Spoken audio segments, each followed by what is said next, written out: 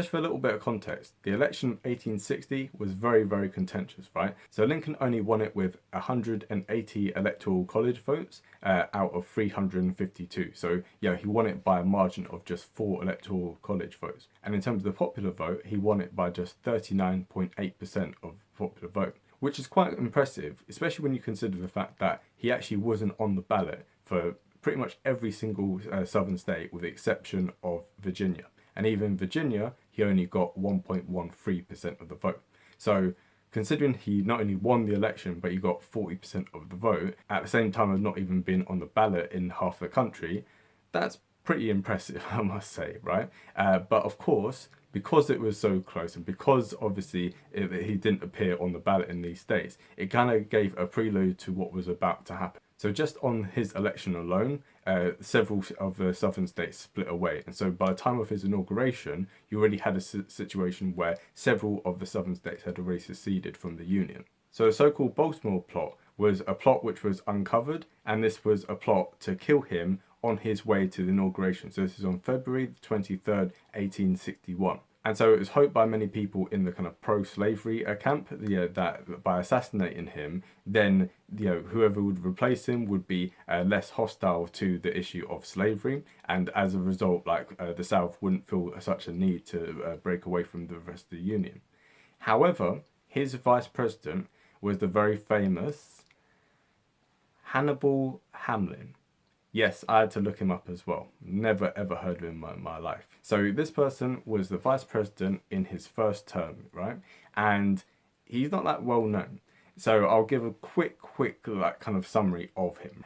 So basically, he was originally a Democrat, and he left the Democratic Party to join the new Republican Party over the issue of slavery. Yeah, so he was, fervently anti-slavery, and this is why, he switched parties. So if he had been president, more likely than not, he would have, been very much on the same page as Abe Lincoln and wanting to abolish slavery at some point. However, this man was no Abe Lincoln, right? Abe Lincoln, there's a reason why he's on Mount Rushmore. He's a once-in-a-generation kind of American leader.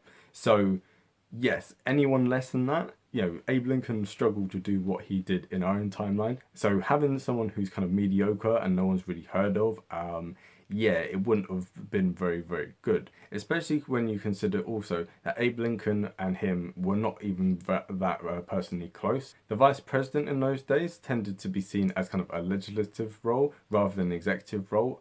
And so, he wasn't very central within the administration. So he was kind of just picked just to kind of be a balancing act because Abe Lincoln was from Illinois, which is kind of, seen as the West in those days. And Hamlin was from the North, from the state of Massachusetts. So so that was basically what the idea was. He was picked more from where he was born rather than his own innate qualities. So just to give an illustration of just how unpopular and unknown he was, there's a reason why when Abe Lincoln was assassinated in our own timeline, this man didn't take over. And that's because in 1864, during the Republican convention, it was decided by an overwhelming majority that this man was going to be replaced with Andrew Johnson. So Andrew Johnson, he was a Southern Unionist. So although he was from the South, he wanted to unite the country. So he was seen as a so-called war Democrat. So he was from the Democratic Party, but he was in favor of the war, in order to kind of bring the South under heel. So he wasn't in favor of the South splitting away, but he had many sympathies towards the South and was in favor of the institution of slavery still. And so in the first ballot of this convention, Hamlin got just 150 votes and Johnson got 200. And in the second round, Hamlin got just 17 votes to Johnson's 491. So this kind of just gives you an idea of just how unpopular this man was, right? So, even within his own party, people would rather pick someone who's from a completely different party than him. So yes, the history of America would be very, very different. The history of the Civil War would have been very different. It wouldn't have been as smooth sailing as it otherwise was. And in many years, especially in those early years, it was it was seen as very vital. That America was kind of guided through this kind of turbulent time.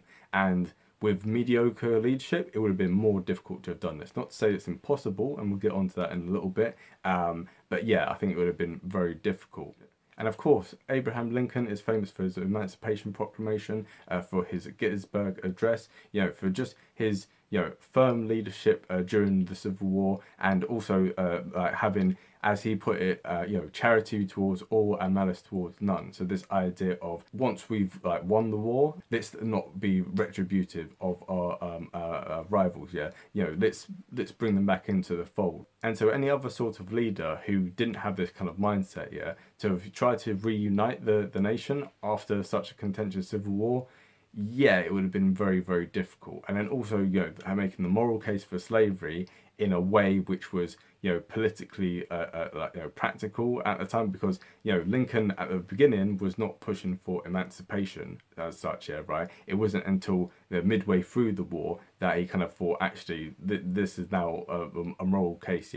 This is now a thing where the fate of the Union is tied up within this issue of slavery, and that America can't continue to exist with half of it being free and half of it being slave. But someone who's just a fervent kind of anti-slavery person might not have been able to have the same nuance, might not have been able to tread that very careful path, which had to be kind of trod in those early years in order to kind of build this sense of consensus and trust, basically. So yes, I think that would have been very, very difficult if Abe Lincoln hadn't lived. So now that we've covered the first assassination attempt, now we're going to talk about the second one. And this one was much, much more real than the first one. So the first one was just a plot which, some detectives were kind of uncovered with unspecified people, and no one really knows, right? Now this one, again, it was unspecified, but this one was an actual genuine attempt on his life. So Abe Lincoln had a habit of kind of going for rides off by himself. So after a busy day of being in the White House, what he'd often do is he'd get on his horse and he'd ride to the so-called soldier's house. And like, this is a place where he liked to, just like relax and stuff, and like contemplate like kind of the inner workings of the day, and all the political affairs and military affairs, and he kind of used that as a time to be alone. However, one of the times when he went up there, he was sitting there, and all of a sudden, there was a sniper who fired a shot, and this shot missed his head by literal inches, right?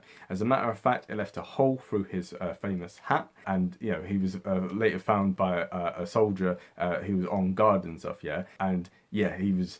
he was walking about, stumbling about without a hat and stuff, and obviously people in those days, they needed to wear a hat everywhere, so it was quite an unseemly thing, and obviously the man was quite shaken up. But suppose, for instance, that lone sniper, who is unspecified and stuff, we don't know who he was or etc, anything about him, but suppose that lone sniper had got this clear shot on the president and actually killed him in 1864, how would this have changed the Civil War?